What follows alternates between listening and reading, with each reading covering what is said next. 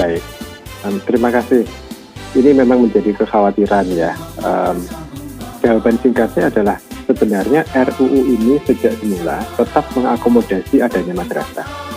Sama sekali tidak ada niat, tidak ada rencana juga untuk menghilangkan madrasah dari sistem pendidikan kita. Namun kekhawatiran tersebut memang muncul karena draft awal tidak menyebutkan nomenklatur atau nama-nama bentuk pendidikan spesifik, baik itu sekolah dasar atau madrasah aliyah, SMP atau MTS, dan seterusnya. Nah, kenapa kok RUU-nya semula tidak menyebutkan bentuk-bentuk spesifik? Ini karena kita ingin agar rancangan undang-undang ini ketika nanti menjadi undang-undang itu lebih tak lekang waktu, lebih bisa mengikuti perubahan dan perkembangan zaman. Kita tidak ingin mengikat nama-nama spesifik di tingkat undang-undang, tapi tidak berarti madrasah sebagaimana nama bentuk-bentuk persekolahan lainnya ya seperti SD, SMP, SMA itu akan dihapus. Namun kami mendengarkan kekhawatiran ini dan juga memahami kenapa ada kekhawatiran ini.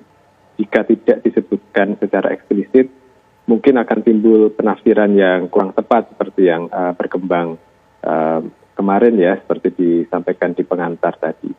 Karena itu kami di Kemdikbudristek sudah sepakat untuk memasukkan penjelasan yang eksplisit di dalam RUU ini bahwa madrasah merupakan bagian dari jalur pendidikan formal sejajar dengan persekolahan. Jadi satu lagi informasi yang relevan dengan isu ini adalah kami juga akan memberi pengakuan secara eksplisit kepada pesantren sebagai jalur pendidikan yang tersendiri karena ini sudah diatur dalam undang-undang pesantren. Jadi justru RUU kita ini inginnya membuat atau merancang tata kelola sistem pendidikan yang lebih utuh, lebih terintegrasi, di mana di dalamnya tentu ada peran penting dari madrasah dan juga pesantren.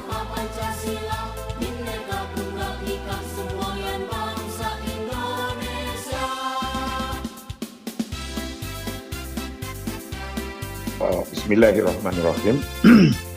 Sebagai rancangan undang-undang yang telah dibuat, itu mestinya menyebutkan agar jangan sampai menjadi orang-orang itu mempunyai pikiran yang berbeda-beda. Kalau bisa itu harus sharih, jelas. Sehingga tidak ada tarik-menarik untuk mengartikan yang berbeda-beda hanya karena alasannya Bapak itu tadi tidak lekang karena waktu. Jika ditulis madrasah atau pondok pesantren yang sesungguhnya ini sebelum ada sekolahan di Republik Indonesia, madrasah dan pesantren itu sudah pendidikan lebih dulu dari zaman Belanda sampai sekarang. Yang termasuk memerdekakan Republik ini adalah orang-orang dari pesantren dan dari madrasah. Maka jika ditulis lebih jelas, itu lebih tepat. Karena pada prinsipnya adalah al-jam'u bainal madzhab wan nizam. Menyatukan antara pandangan-pandangan menjadi dan nizam, sebuah aturan, sebuah undang-undang.